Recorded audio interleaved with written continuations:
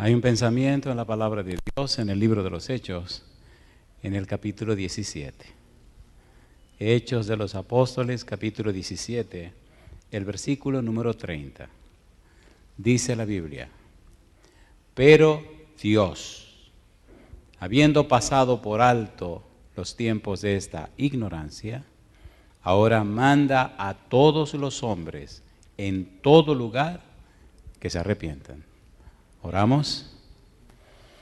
Querido Padre Celestial, gracias por estar con nosotros en este lugar. Gracias, Señor, por la compañía de los ángeles. Gracias por la presencia hermosa del Espíritu Santo. Gracias, Dios, por los amigos y amigas presentes. Gracias por los hermanos y hermanas que nos acompañan.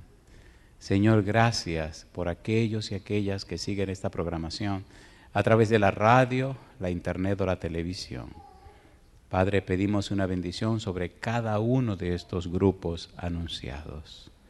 Y ahora rogamos, oh Señor, que nos traiga a través de su Santo Espíritu palabra de vida para la vida eterna. Que no sean palabras de un hombre, pero la palabra de Jehová, que vive y permanece para siempre. Dios, háblenos, diríjanos, guíenos. Lo pedimos, Señor, en el nombre santo de Jesús. Amén, Señor. Amén.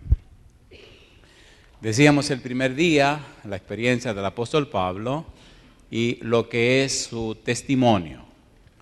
En el libro de Gálatas, capítulo 1, los versículos 11 hasta el versículo número 17, incluyendo el 18 si se quiere, nos presenta en parte el comienzo de la experiencia del apóstol Pablo.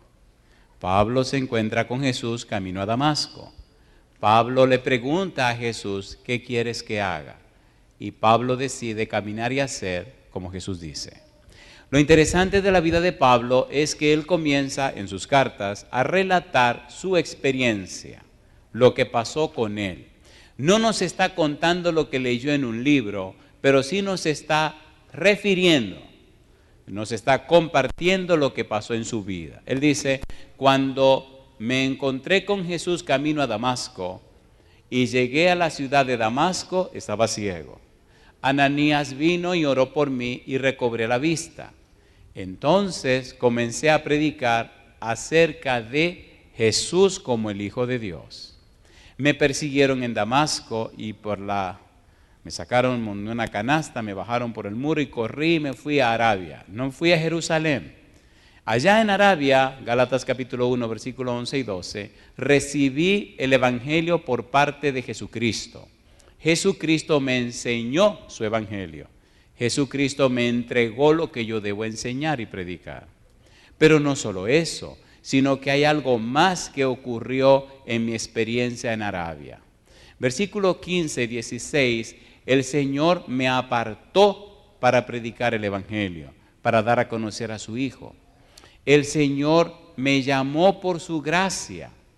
El Señor me escogió para dar a conocer a su Hijo a través de mí, revelar a su Hijo en mí. Y el Señor, no solamente esto, sino que me separó para predicarle a los gentiles. Así como Pedro debía predicar a los judíos, a mí me apartó para predicarle a los gentiles. Y Pablo dice, y lo hizo desde el vientre de mi madre. ¿Qué nos está diciendo Pablo? Número uno, la Biblia enseña, y vamos un poquito rápido, la Biblia enseña que Pablo era de Tarso de Cilicia, una ciudad gentil, una ciudad pagana. Tan interesante era esa ciudad que algunos dicen que tenía más de 300,000 habitantes. Era una ciudad cosmopolita, una ciudad muy importante.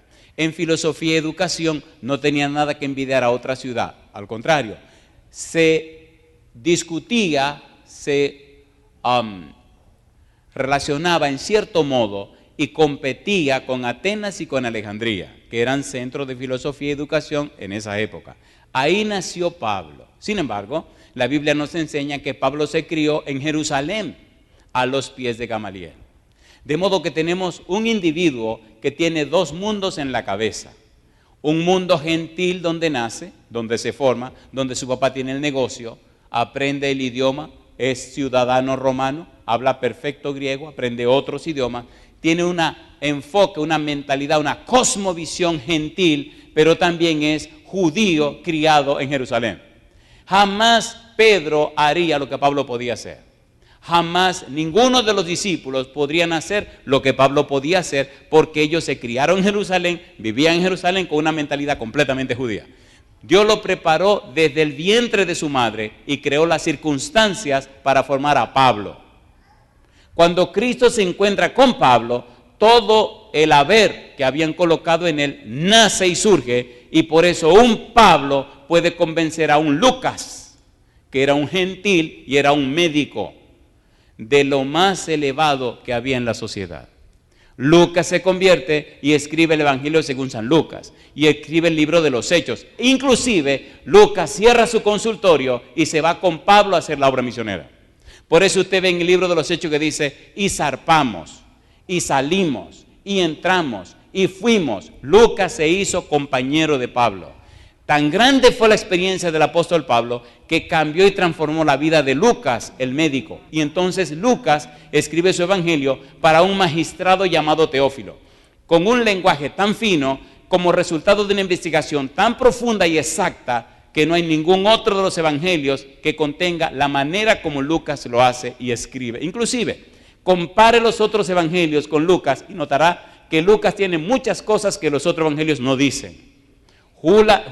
Lucas diligentemente investigó, diligentemente indagó y presentó pruebas indubitables, fuera de toda duda. Inclusive dice: y algunos de esos testigos aún viven, de la gente que yo consulté, de la gente con la que yo hablé. Escribe su primer volumen, Evangelio según San Lucas, y su segundo volumen, Libro de los Hechos de los Apóstoles. Juntos eran un solo libro. La influencia de Pablo sobre Lucas se deja ver, y Lucas relata la historia de Pablo. Hechos capítulo 9, Hechos capítulo 22, Hechos capítulo 26. Lucas escribe 3 veces la experiencia de Pablo. Lo interesante, ¿se entiende lo que estamos haciendo? ¿Tiene sentido o no tiene sentido? Si entendemos el fundamento del asunto, más fácil entenderemos el propósito de la vida de Pablo. Si usted lee Hechos 9, Hechos 22 y Hechos 26, usted notará que Lucas presenta detalles en cada uno de los siguientes capítulos que no presenta en el anterior. Cuando lee el 9, se da cuenta que en el 22 hay cosas que no están en el 9. Y cuando lee el 26, se nota que hay cosas que no están ni en el 22 ni en el 9. Le amplía un poco más y lo hace en una forma fina, una forma literaria, para darle belleza y sentido a una forma paralela, paralelismo de las líneas, que es una de las figuras que utilizan los hebreos cuando escriben. Recuerde que Lucas no es hebreo, es gentil. Es el único gentil que escribe en la Biblia. La única persona que no es judía que escribe en la palabra de Dios. Pastor, ¿y esto qué tiene que ver con lo que estamos estudiando? Esto tiene que ver que la experiencia de Lucas con Pablo, por lo que Pablo le predicó, hizo que Lucas fuera un hombre arrepentido, un hombre cambiado, un hombre nacido de nuevo. A pesar que era un médico en su época y una persona muy fina. El evangelio es poder de Dios para salvación. Y todavía lo es. ¿Por qué el evangelio no impacta más poderosamente a la gente? Porque la mayoría de los que se llaman cristianos solo son religiosos que no han sido convertidos por el evangelio que predican. ¿Sí o no? ¿Sí o no? Somos muy abogados, pero el Señor quiere discípulos. Lo que haces no me deja oír lo que dices. Estamos predicando la teoría del evangelio. El evangelio es poder de Dios, no es teoría. Y Pablo nos presenta en su experiencia cómo el poder de Dios lo cambió a él. La frase que estamos estudiando, recuerde, es Gálatas capítulo 1, versículo 16. Vamos rapidito. Recuerden que yo me voy el domingo, así que nos queda el día de hoy y de mañana. Le voy a dar bien duro porque yo me voy. Así que después que me vaya usted puede pelear solo, pues yo no voy a estar aquí. Gálatas 1:16. ¿Qué dice el versículo 16? Revelar a su Hijo en mí. ¿Qué cosa dice Pablo? Revelar a su Hijo. ¿Dónde? En mí. Mi pregunta, ¿quién se le reveló a Pablo? Cristo. Ahora, ¿quién debe revelar a Cristo? Pablo. Pero ¿cómo usted puede revelar a quien no se le ha revelado a usted? Pastor, ¿qué usted está diciendo? Si usted no conoce a Cristo, ¿cómo puede revelar a Cristo? ¿Se entiende o no se entiende? ¿Conoció Pablo a Cristo? ¿Sí o no? ¿Sí o no? A ver, ¿sí o no? Entonces ahora Pablo revela a quien conoció. ¿Puede usted amar a quien no conoce? No. Necesita conocer a quien va a amar. ¿Es así o no es así?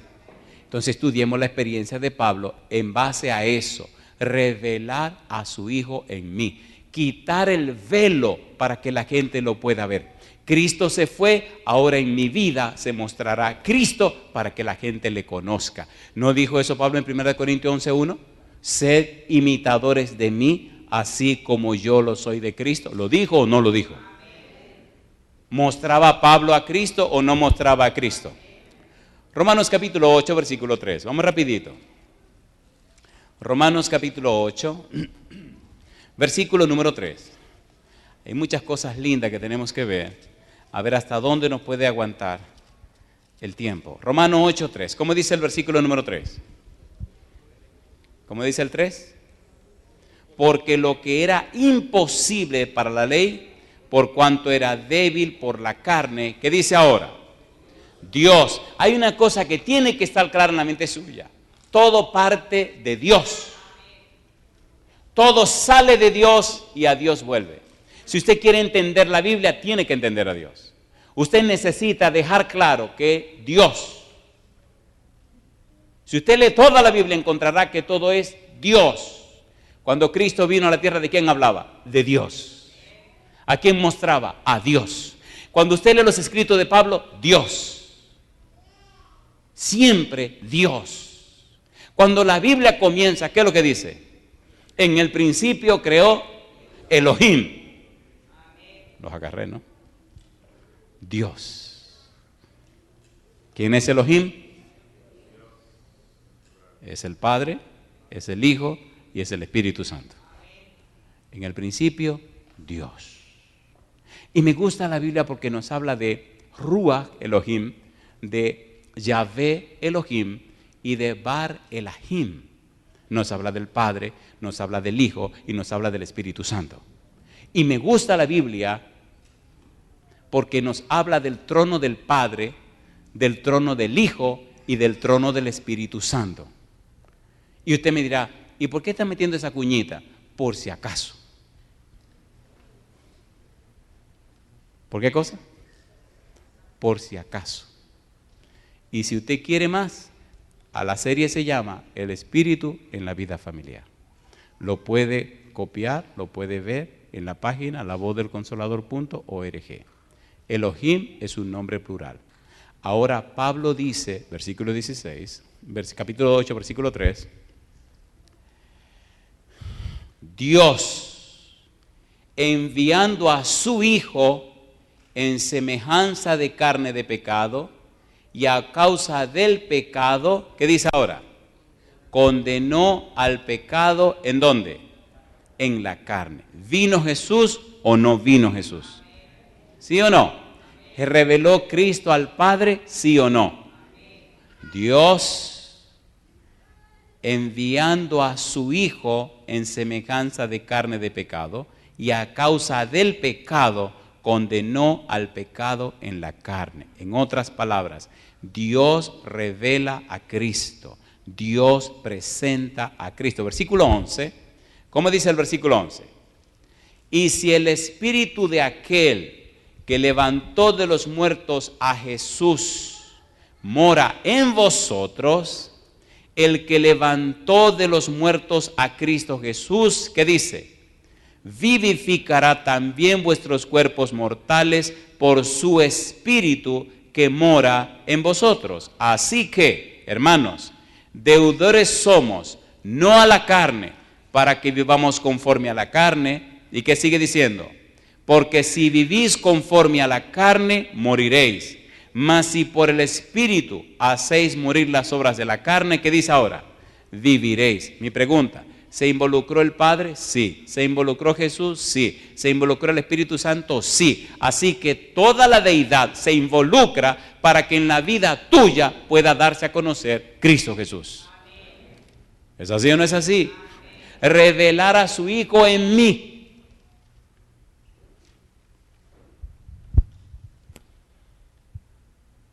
Gálatas capítulo 2, versículo 20. Entendiendo esto, entonces mire lo que dice Pablo. Gálatas 2:20, ¿cómo dice el versículo 20? Con Cristo estoy juntamente crucificado, y ya no vivo yo, mas vive Cristo, ¿dónde? En mí. Y lo que ahora vivo en la carne, lo vivo en la fe del Hijo de Dios, el cual me amó y se entregó a sí mismo por mí. Cuando usted conocía a Pablo, ¿a quién estaba conociendo? A Cristo. Cuando usted escuchaba a Pablo, ¿a quién estaba escuchando? A Cristo. Cuando usted compartía con Pablo, ¿en quién se estaba identificando? Con Cristo. Ya no vivo yo, ahora vive Cristo en mí. ¿Es hermoso o no es hermoso? ¿Es hermoso o no es hermoso? Y si eso ocurriera en la vida de cada uno de nosotros, más personas entregarían su vida a Cristo Jesús. Colosenses capítulo 1, versículo 27. Vamos rapidito para terminar esta parte y comenzar a comer los alimentos. Colosenses 1, 27. ¿Qué dice el versículo 27? A quienes Dios quiso dar a conocer las riquezas de la gloria de este misterio entre los gentiles. ¿Qué dice ahora? Que es Cristo en vosotros. ¿Qué cosa? La esperanza de gloria. Alabado sea el nombre de Dios. ¿Necesitamos vivir en Cristo, sí o no? De modo que si alguno está en Cristo, nueva criatura es, las cosas viejas pasaron y aquí todas son hechas ¿cómo? Nueva. Mire lo que dice Romanos capítulo 8, versículo 1 y 2. Vamos rapidito. Es importante vivir en Cristo. Es importante revelar a Cristo. Es importante que Cristo esté en nosotros. Romanos 8, 1 y 2. ¿Qué dice el versículo 1? Ahora pues, ninguna condenación hay para los que están, ¿cómo dice? En Cristo Jesús, los que no andan conforme a la carne, sino conforme al Espíritu. Porque la ley del Espíritu de vida en Cristo Jesús me ha librado de la ley del pecado y de la muerte. Mi pregunta, cuando una persona vive en Cristo, ¿se ve a Cristo en esa persona, sí o no? A ver, ¿sí o no? Cuando usted anda por donde ande y usted está en un aeropuerto o en un lugar y ve personas, cuando una persona es verdaderamente cristiana, usted lo nota que esa persona es cristiana. ¿Es así o no es así? Hay un no sé qué en la persona que es verdaderamente cristiana que revela, que refleja a Cristo Jesús. Y qué hermoso cuando la gente se le acerca y se le queda mirando. Y con más miedo que vergüenza le dice, ¿usted es cristiano? Y uno se sonríe y le dice, sí. Y algunos me dicen, yo sabía. Y entonces, yo sabía. Y uno le juega la broma y le dice, ¿te diste cuenta porque soy un tipo feo? Y empiezan a reírse. Mi pregunta entonces, ¿verdad que nos parecemos a aquello con lo que nos relacionamos? ¿Sí o no? ¿Sí o no? Cuando usted ve un agricultor que se pasa la vida en el campo, bregando duro, jalando animales, haciendo empalizadas y bregando, y le ve las manos, de que le ve la mano brillosa, suavecita, se la hace... Compadre, ¿se entiende o no se entiende? Hay un himno que dice, me encanta este himno, la Biblia nos habla de Cristo y de su muerte en la cruz. Su santa palabra ha dicho que Él pronto vuelve en luz. Y dice, ¿te hallas listo a encontrar al Señor? ¿Lo haces todo con fe, con valor? ¿Has peleado por fe la batalla del bien? ¿Pueden otros a Cristo en ti ver? ¿Eres fiel por doquiera que vas? ¿Puedes tú contemplarlo en su faz y triunfante decir, este es mi Dios? ¿Puedes tú encontrar al Señor? ¿Es hermoso el himno o no es hermoso? Ese es el testimonio que la gente está esperando. La gente quiere ver a Cristo en usted y quiere ver a Cristo en mí. Y la gente creerá. No tiene que hacer argumentos. Muéstrele a Cristo. Ellos mismos se convencen solitos. Ellos mismos piden disculpas. Ellos mismos hacen sus confesiones. Ellos mismos comienzan a llorar. Ellos mismos comienzan a contarle por qué no creían. Y usted no tiene que decir nada. Cállese la boca, no diga nada. Y ellos mismos terminan diciendo, ¿y cuándo me pueden bautizar? Y usted no ha dicho ni media palabra. Vieron a Cristo en usted. La gente quiere creer. Pablo vivió su experiencia. Pablo supo lo que significaba esa experiencia. Cuando Pablo dice, sed imitadores de mí como yo de Cristo, envuelve e involucra más que el simple hecho de hacer cosas o decir cosas. Imitar, mimeomai, significa seguir como un ejemplo. Significa imitar. Segunda de Tesalonicenses, capítulo 3, versículo 7 en adelante. Entendamos el lenguaje de Pablo. Pablo, ¿qué usted nos quiere decir cuando dice que le imitemos a usted como usted imita a Cristo? Usted reflejaba a Cristo. Explíquenos. Segunda Tesalonicenses, capítulo 3, versículo 7 en adelante. ¿Cómo dice el versículo 7? ¿Cómo dice el 7? Porque vosotros mismos sabéis de qué manera debéis, ¿cómo dice él? Imitarnos, porque no anduvimos, ¿cómo dice? Desordenadamente entre vosotros. Mi pregunta, ¿era Pablo un tipo convertido, sí o no? ¿Sí o no? ¿Era arrepentido Pablo? Ahora nos presenta las evidencias de su vida. Cuando usted sabe que es una persona convertida, cuando usted sabe que es una persona arrepentida, usted tiene la evidencia que presentarle a la gente. ¿Recuerdan que hablamos anoche de las pruebas y las evidencias? ¿Se acuerdan o no se acuerdan? ¿Recuerdan a Noé que presentó las pruebas y las evidencias? ¿Se acuerdan o no se acuerdan? ¿Recuerdan San Juan 16:8 que hablamos de cómo el Espíritu convencerá? ¿Quiénes son las pruebas del Espíritu? Usted y yo. ¿Quiénes son las evidencias del Espíritu? Usted y yo. Las evidencias que el Espíritu tiene para condenar este mundo somos nosotros.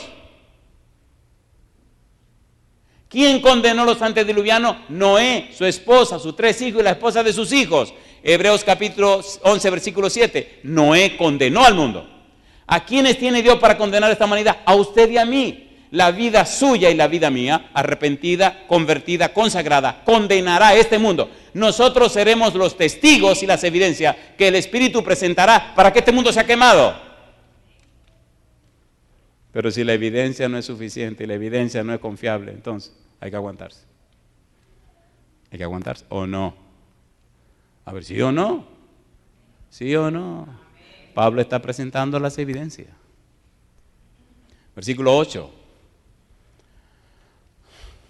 Ni comimos el pan de ninguno de balde, antes, obrando con trabajo y fatiga de noche y de día, por no ser gravosos a ninguno de vosotros, versículo 9, no porque no tuviésemos potestad, sino por daros en nosotros un dechado, para que nos imitaseis. Versículo 10, porque aún estando con vosotros, os denunciábamos esto, que si alguno no quisiere trabajar, ¿qué cosa dice? Que se muera, tampoco coma. Y si no come, ¿qué le pasa? Se muere. Versículo 11. Porque oímos que andan algunos entre vosotros fuera de orden, no trabajando en nada, sino ocupados en curiosear. ¿Y sucede ahora esa cosa, sí o no? A ver, ¿sí o no? ¿Sí o no? Una persona que ande así es una persona arrepentida. Una persona convertida. Y Pablo lo está diciendo. ¿Y qué sigue diciendo? Versículo 12. Y a los tales requerimos y rogamos por nuestro Señor Jesucristo, que trabajando con reposo coman su pan. Y el 13 termina diciendo, y vosotros, hermanos, no os canséis de hacer bien. Mi pregunta, ¿está Pablo presentando su testimonio, sí o no? ¿Sí o no? Así vivió Jesús, así vivió Jesús. Así que Pablo está reflejando a Jesús. ¿Es una vida práctica? Una vida práctica.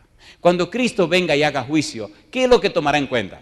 Pondrá a la gente delante y le dirá, agárrense, pregunta número 1 del examen. Dígame qué dice Génesis 3:15. ¿Así va a preguntar Jesús? Agárrense, me explican ahí la profecía de los 2300 días. ¿Así va a decir Jesús? Agárrense, díganme cuáles son las 7 trompetas del Apocalipsis. La trompeta número 5, ¿de qué trata? ¿Ese es el examen que nos va a preguntar el Señor? A ver, ¿ese es el examen? ¿Quieren saber cuál es el examen? ¿Seguro que lo quieren saber? Aunque le duela. ¿Lo quieren o no lo quieren? San Mateo capítulo 25, versículo 31. Mire qué interesante examen. Y la gente se va a quedar con la boca abierta. ¿Cómo? ¿Qué? ¿Cómo? ¿Cómo? ¿Y las dorcas? ¿Dónde están las dorcas? Dorca, compadre. Ahí no hay dorca que valga. La dorca puede que le salga mejor porque como están en el asunto directamente. San Mateo capítulo 25, versículo 31. La quinta de las 5 parábolas que el Señor Jesús presenta, y la presenta en forma muy clara. ¿Cómo dice el versículo 31? Cuando el Hijo del Hombre venga en su gloria y todos los santos ángeles con él, entonces se sentará en su trono de gloria. ¿Y qué dice ahora? Y serán reunidas delante de él todas las naciones y apartará, ¿qué cosa dice ahora? Los unos de los otros, como aparta el pastor las ovejas, ¿de qué cosa? De los cabritos. ¿Qué habrá delante de Cristo? Ovejas y cabritos. ¿Qué cosa es usted? Si usted me dice que es oveja, fantástico. Si me dice que es cabrito, entonces usted tiene cachos. ¿Sí o no? ¿Los cabritos tienen cacho o no tienen cacho? ¿Y qué hacen con los cachos? Golpear. ¿Es así o no es así? Oigan, le damos un poco duro a los cabritos, un poquito, ¿le parece bien? Los cabritos se pierden. ¿Cómo identificamos a un cabrito? Número 1, tiene cacho, es peleador. Número 2, no tiene aceite extra. ¿Recuerdan las 10 vírgenes? Número 3, tienen un solo talento y no lo ponen a funcionar, acusan a Dios. Número 4, son representados por los siervos infieles que atacan, critican y maltratan a los siervos fieles. Y número 5, no están preparados para la venida del Señor, los atrapa el ladrón en la noche. Bueno, cabrito u oveja, usted sabe lo que usted es, querido, ¿sí o no? Usted sí lo sabe. Yo le recomiendo, si es cabrito, que se corte los cachos de eso y se haga oveja. Y le pide al Espíritu que lo cambie, porque si no lo cambia, y muchos van a quedar siendo cabritos hasta que Cristo venga. Tienen un coraje, yo soy así, así soy yo. Y me he encontrado ese tipo de gente en mi camino. Y qué bueno que son así. Qué bueno, siempre pido hablar a solas con ese tipo de gente porque le digo 4 cosas, pero con amor. En público no, porque se avergüenzan, pero en privado, mire, le digo hasta perro muerto, porque necesitan que le ayuden a bajarse de esa nube, o no, si se quedan así se lo lleva el diablo. Entonces todo el mundo le tiene miedo. ¿Miedo para qué? O usted cambia esa actitud, se va a hundir, se lo va a llevar el demonio. ¿Es así o no es así? Quieren manejar, manipular, controlar y fastidiar, y le impiden a otro que entre. No, esas son las leyes. Un momento, querido, un momento. O sea, la ley que usted está aplicando, abusador. Si Dios fuera como usted, ¿quién se salvaría? ¿Quién se salvaría? Nadie. Había que arrasarle la cabeza a todo el mundo. Y generalmente esa gente exigente así tienen cosas que arreglar. Pregunto, ¿vino Cristo a buscar un testimonio? Mire lo que sigue diciendo el Señor. Pastor, ¿qué usted nos quiere decir? Querido, querida, lo que te quiero decir es que el cristianismo es real, el cristianismo es práctico, el cristianismo es vivencial, el cristianismo es por experiencia, el cristianismo es una experiencia, un estilo de vida, una manera de ser que el Espíritu hace en nosotros, nos cambia y nos transforma. No es teoría, no son argumentos, no son palabras, no. Es una vida sencilla, una vida humilde, una vida pura, una vida santa, una vida diaria, cotidiana. La gente se relaciona contigo y la gente percibe que alguien grande y maravilloso vive dentro de ti. Esa es la vida cristiana. Dice el Señor Jesús, versículo número 33. y pondrá las ovejas a su derecha y los cabritos a su izquierda.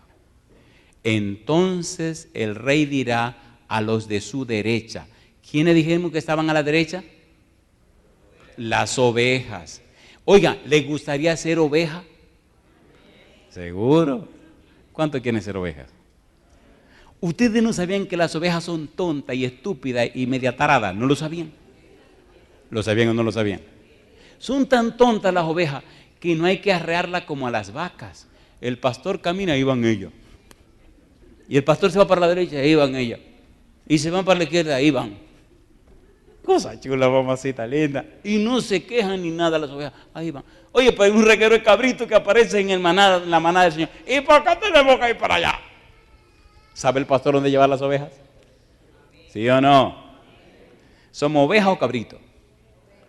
A mí me encanta una historia de dos chiquitines. Perdone, a mí me importa si la han oído antes, pero se la voy a contar. Me fascina esta historia. Me encanta, porque me ilustra la vida práctica. Dos chiquitines eran pastorcitos, se supone de ovejas, y estaban en el monte allá, guiando las ovejas a comerse la hierba y llevarla a beber al arroyo. El valle era inmenso, grande. Así que un chiquitín sabía que del otro lado del valle había otro chiquitín con el rebaño de su casa. Y eran muchas ovejas. Compadre, en la montaña suenan unos rugidos de leones. Ay, mamacita linda, un león se come a cualquiera de un zarpazo. El chiquitín que está de aquel lado sale corriendo porque sabe que el otro chiquitín está del otro lado. Por lo menos que no coman juntos, por lo menos uno busca refugio. Y corre, corre, corre. Y el otro viene de allá, loco también, pero bandeado también a encontrarse con el otro chiquitín. Y en medio del valle, ¡pum, pum, pum!, se encuentran, se abrazan, se caen al suelo y empiezan a gritar juntos. ¿Qué hicieron las ovejas? Bueno, si el pastor salió corriendo para allá, pues corramos todas para allá. ¿Y qué hicieron las otras ovejas? El mismo show. Así cuando todos se encuentran y se abrazan, pues las ovejas también se encuentran todas y se envuelven una con la otra. Ay, mamacita linda, ya así se armó. Los dos rebaños, ovejas blancas. Al rato pasa el miedo, pasa el susto, los leones se fueron. Y uno de los chiquitines, que era más tigre que el otro, le dice, ok, recoge tus ovejas y vete. Y el otro, que no es ni tonto ni perezoso, le dice, recoge tú las tuyas y vete. Las ovejas no la estampan, como las vacas. Así que ¿quién sabe cuál oveja es de quién? ¿Podían estos dos chiquitines reconocer las ovejas de su casa? No, todas son blancas y todas son ovejas. Tontas, estúpidas. ¿Le duele que le digan así? Pues agárrese ahí. Así son las ovejas. Y le dice uno, pues yo voy a buscar a mi papá para que venga a resolver esto. Y el otro dice, pues yo voy a buscar el mío. Así que ese que vive para allá se va para allá y este que vive para acá se va para acá. Yo le hago una pregunta, ¿conocían las ovejas a su pastor? Pues se hizo fácil el problema. Este va para acá llorando y al rato esa mancha blanca se parte por la mitad. Las ovejas de aquel se van detrás de aquel, las ovejas de este vienen detrás de este. Y el problema quedó ¿cómo? Resuelto. ¿De quién es oveja usted? ¿A quién usted está siguiendo? ¿A quién está siguiendo? Cuando vaya a la casa del pastor Portes, hay una sala donde hay un cuadro que se llama El Pastor de las Ovejas. La esposa de ese pastor le gusta hacer cuadros en punto de cruz. Usted notará algo interesante en ese cuadro.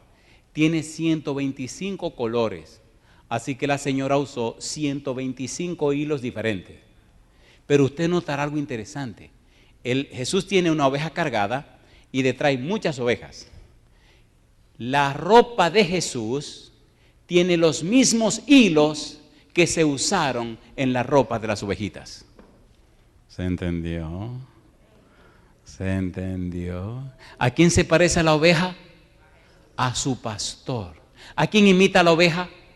A su pastor. ¿A quién refleja la oveja? A su pastor. ¿Quién es el pastor suyo?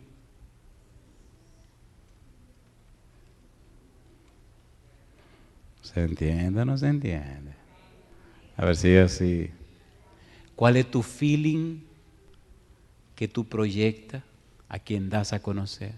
cuando abre la boca? ¿Cómo hablas? ¿Ruge como un dragón o habla como una mansa oveja? Como oveja fue llevado al matadero y no abrió su boca. Querido, ¿verdad que nos estamos entendiendo?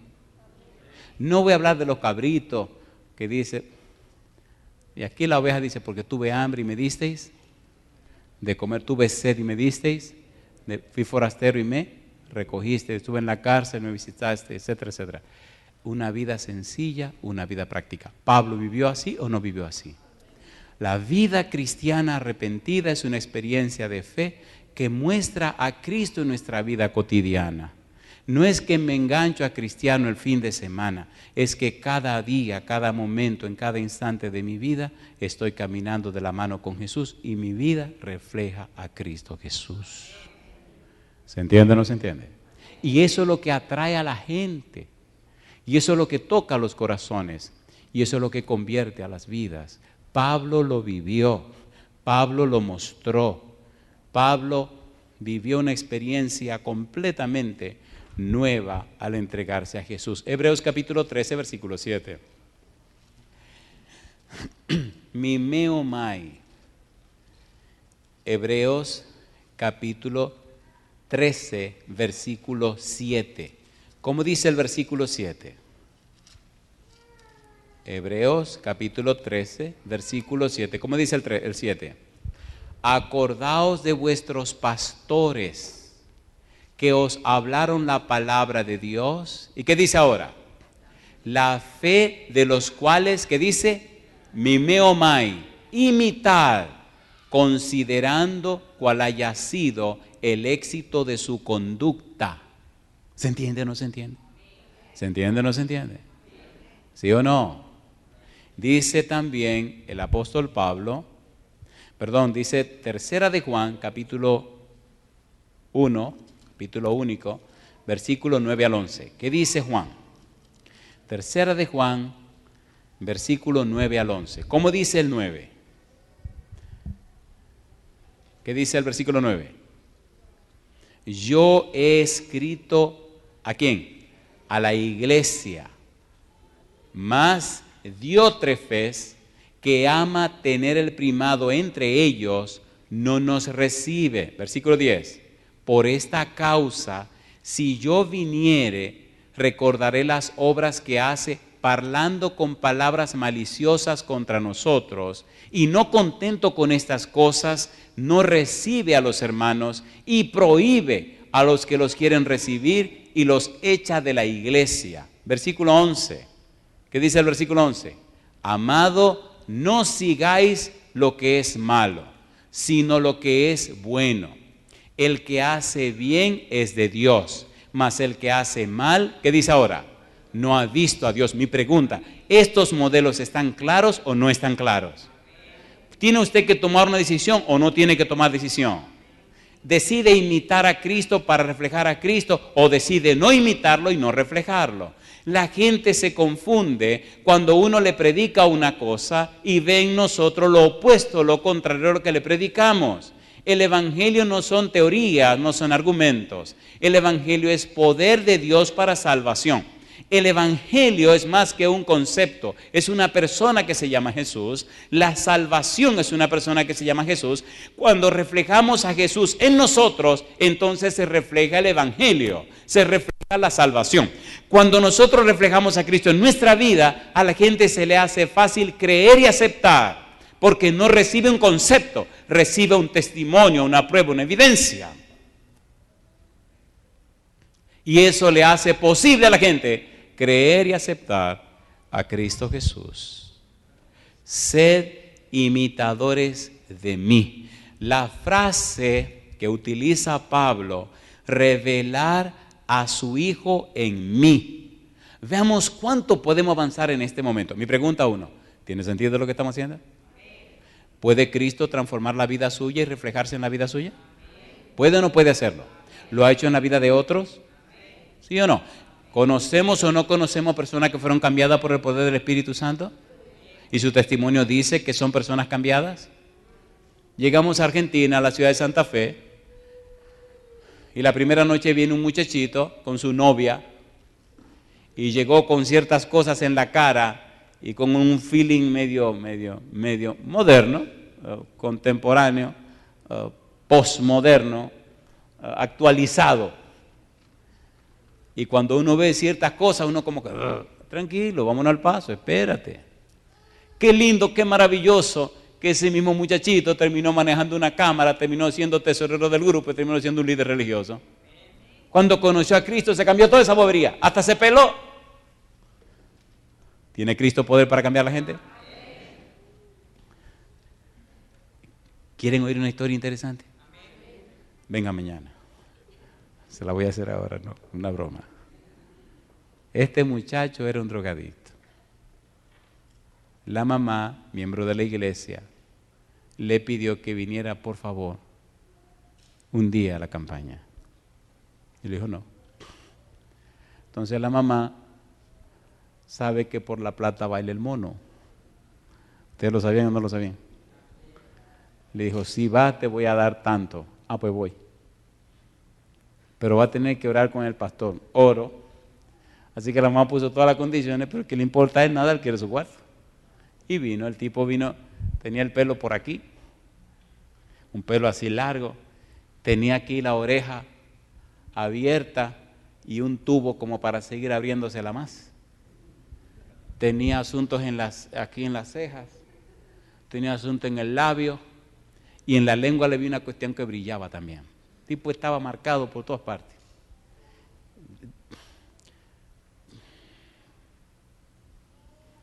Cuando viene la hermana y me dice, pastor, traje a mi hijo.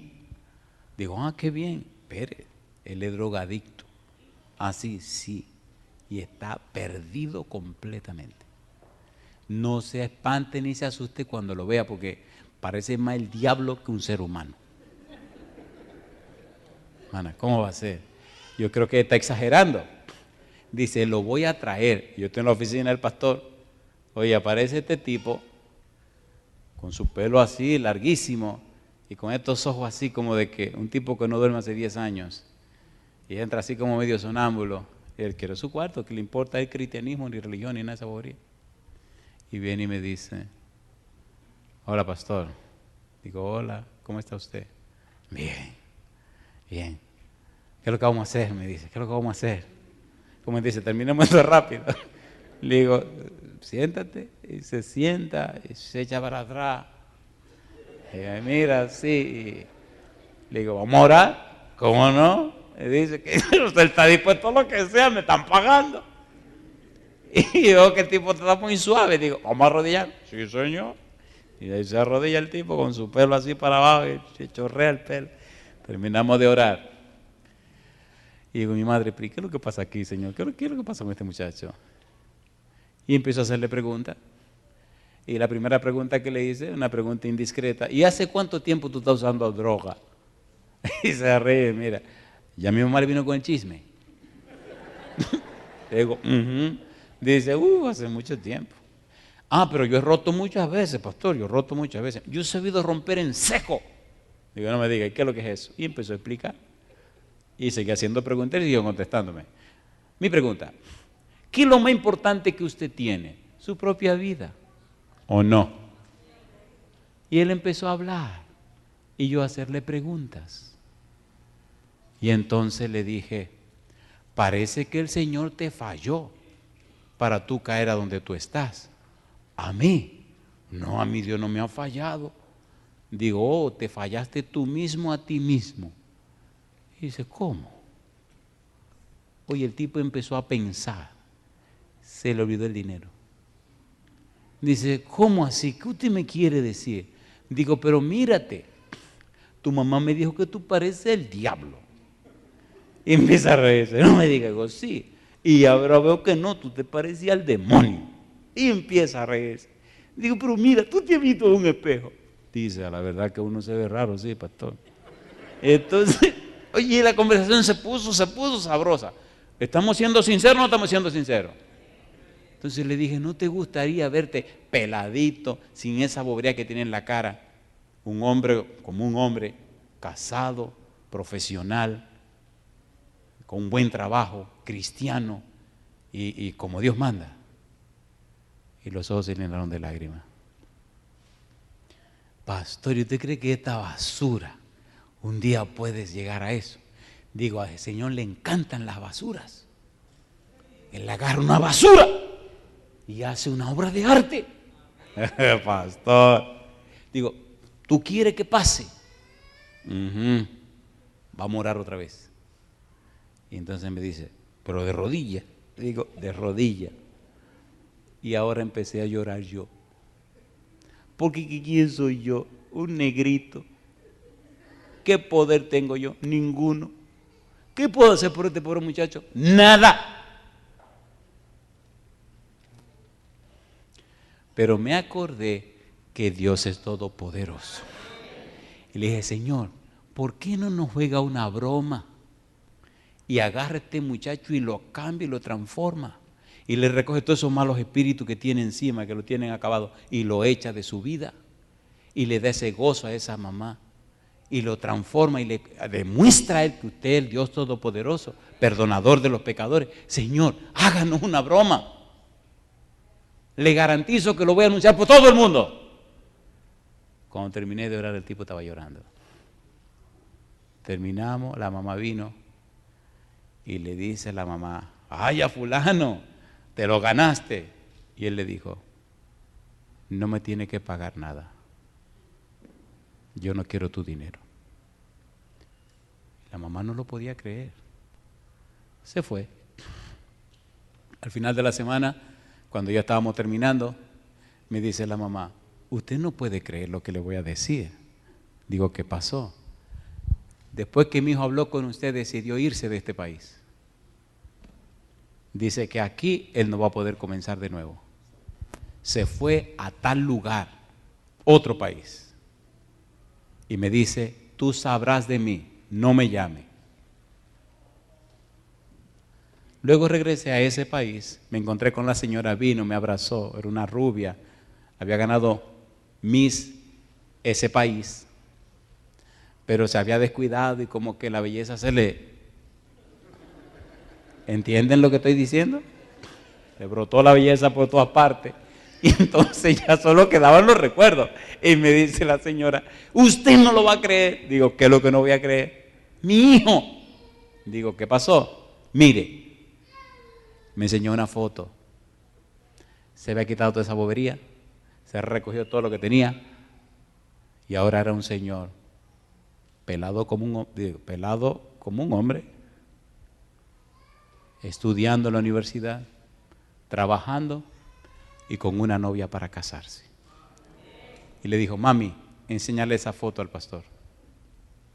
Dios hizo la broma. Yo le pregunto, ¿le gustaría que Dios le hiciera una broma a usted también? ¿Cuántos quieren una broma?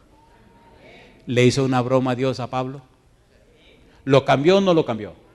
Entonces no me diga a mí que Dios no tiene poder. El problema no es Dios, el problema son los que se llaman cristianos. ¿Sí o no? El Señor necesita dónde apoyar su palanca para hacer el esfuerzo. Pero anda buscando, ¿dónde apoyo? ¿Dónde me apoyo? Dame un punto de apoyo y moveré el mundo. ¿Sí o no? ¿Le gustaría ser usted ese punto de apoyo? ¿Se imagina usted el gozo que vamos a sentir en el cielo? Mire, aquí si usted gana dinero, aquí se va a quedar. Si tiene mucha casa, aquí se van a quedar. Si tiene mucho carro, aquí se va a quedar. Todo lo que usted posee, aquí se va a quedar. Si tiene hijos, esposa y familia y no se arrepienten, aquí se van a quedar. Pero todas las almas que se entregan a Cristo, allá arriba se van a quedar. ¿Se imaginan la eternidad viendo personas que le agradecen que usted le ayudó a llegar al camino de salvación?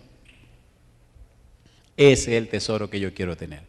Donde ladrones, ¿qué cosa dice? No minan ni hurtan. Ahí es que yo quiero tener mi tesoro. Aquí abajo, usted puede tener el dinero que le dé la gana. Un día llegó el doctor y me dice, oye Andrés, ¿cómo es la vida? ¿Se acuerdan el problema que hubo financiero? Que la gente perdió mucho dinero. Me dice, ¿tú ves ese señor que acaba de salir de la oficina? Ajá. Ese tipo tiene billete. Digo, no me diga. Sí, vive en Washington. No me diga. Sí, vino a proponerme negocio. Dice que está perdiendo $5 millones cada día. Porque no haya dónde invertir, que tiene que invertir porque ya perdió 55 millones. Y si sigue así va a perder 80 millones y quiere invertir. Y yo empecé a reírme. Digo, pues dile que invierta. Dice, no haya dónde invertir. Digo, qué barbaridad. Démosle un número de cuenta y que invierta en una cuenta. Y empezó a reírse. Cuando ese hombre se muera, ¿cuántos millones le van a echar en la caja? Entonces no sea bobo, vamos a invertir en el banco del cielo. ¿Le gustaría depositar su vida en el banco de Jesús? ¿A cuánto le gustaría? Póngase en pie conmigo. Yo estoy feliz porque mañana hay un grupo de personas que serán bautizadas y bautizados. Eso es invertir con sabiduría. Invertir tu vida en el banco del cielo. Escucha mi pregunta, querido. Escucha mi pregunta. No hay mejor lugar para colocarse que en las manos de Cristo Jesús.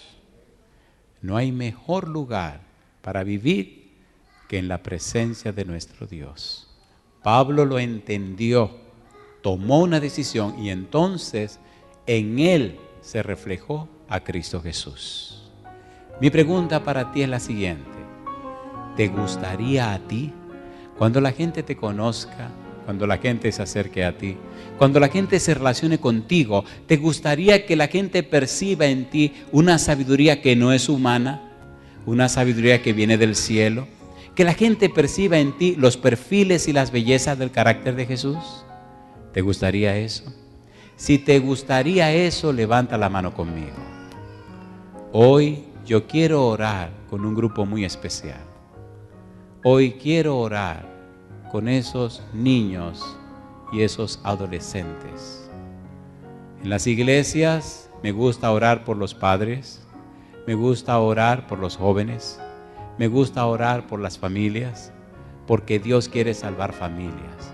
Pero me gusta también orar por los niños y por los adolescentes. Querido, querida, si tú tienes 15 años o menos de 15 años, de 10 a 15 años y estás aquí y hoy tú quieres decirle a Jesús, Señor, yo quiero entregarme en sus manos y yo quiero que usted se refleje en mi vida, yo quiero mostrarle a usted. Si usted tiene esa edad, 15 años o menos, entonces sal del grupo y ven para el frente conmigo.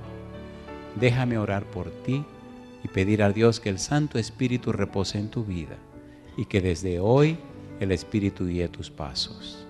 Si tienes 15 años o menos, pasa al frente conmigo. Colócate aquí detrás. 15 años o menos. Si usted tiene más de 15, quédese tranquilito donde está. Pero esos niños, quiero pedir la bendición de Dios sobre ellos. Dejad los niños venir a mí y no se lo impidáis, porque de los tales es el reino de los cielos. Cuando un niño tiene 8 años o más, dice la sierva del Señor, con padres cristianos y decide dar su corazón a Jesús, no se lo impidáis, dice la sierva de Dios. Desde los 7 años los niños definen su carácter. De los 8 en adelante, con padres y familias cristianas, pueden decidirse por Cristo. 15 años o menos. Yo le voy a pedir que pasen al frente. Queridos padres, al orar por sus hijos, les ruego una sola cosa. Refleje a Cristo en su vida. Si los niños ven a Cristo en nosotros, se les hace fácil creer y aceptar las enseñanzas de Cristo Jesús. No, que no se sabe en toda la doctrina, usted tampoco se la sabe. No, que no conoce muy bien la teología, usted tampoco se la conoce. Dejen los niños venir a Jesús y no se lo impidan, porque de los tales es el reino de los cielos. ¿Son hermosos nuestros niños? Alabado sea Dios. ¿Hay más niños que necesitan estar aquí al frente? ¿Están aquí los padres de estos niños? ¿Podrían venir a acompañar a sus hijos, por favor? Si usted es el papá, la mamá, el hermano, el tío, el sobrino, pase al frente con ellos Y si estos chiquitines pasan al frente dándole a Cristo el primer lugar, usted como padre o como madre debería hacer lo mismo. Si usted, querido papá o querida mamá, no es una persona cristiana comprometida, hoy es un buen día para que usted se comprometa con el Señor. Triste y doloroso debe ser que el niño quiera servir a Dios y usted no lo haga. Doloroso será cuando el Señor venga y aparte a uno de otro. Imagínese que su hijo sea una oveja y usted sea un cabrito. Se llevan la oveja al cielo y usted se queda aquí en la tierra dando saltitos. Necesitamos que todos seamos ovejas y que todos seamos miembros de la familia de Dios. Y yo le pregunto a los demás, hermanos y hermanas queridos, ¿le gustaría a usted reflejar a Cristo en su vida? Entonces haga lo que yo hago, levantemos la mano y oremos a nuestro Dios. Querido Padre Celestial, levantamos la mano anunciando así que entregamos a usted nuestra mente, nuestra voluntad y nuestra conciencia. Aceptamos, oh Dios, entregarle a usted completamente nuestro ser. Que usted tenga todo el derecho legal de dirigir nuestra vida. Que su Espíritu Santo tenga todo el derecho de venir a nosotros y hacer morada en cada uno de nosotros. De una manera especial pedimos, oh Dios, por estos niños y niñas que han pasado al frente. Dios, están comenzando a vivir en un mundo lleno de oscuridad y de peligro. Envíe, Señor, a cada uno de ellos millones de ángeles necesarios, si son necesarios, para protegerles, para cuidarles. Que sus vidas sean llenas de la luz del cielo. Que sean inspirados e inspiradas a estudiar la Biblia y a orar. Que como el Señor Jesús en Nazaret se mantengan limpios, libres de pecado y de maldad. Como Juan el Bautista sean un instrumento escogido del cielo para anunciar el Evangelio de salvación. Que sus vidas sean una inspiración para los demás.